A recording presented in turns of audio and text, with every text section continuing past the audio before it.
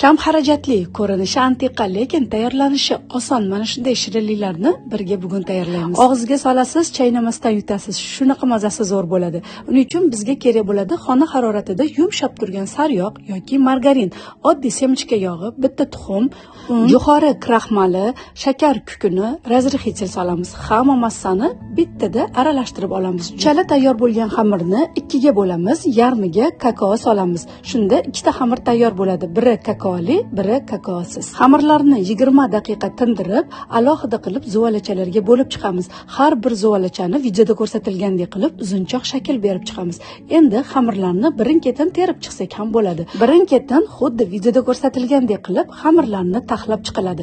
Hammasini ustma-ustun qilib terib chiqilgandan so'ng yaxshilab strechga o'rab chiqiladi. Strechdan keyin xohlagan shaklingizni bersangiz bo'ladi, yumaloq yoki turburcha qilib. O'ralgan xamirni yarim soatga muzlatgichga qo'yamiz.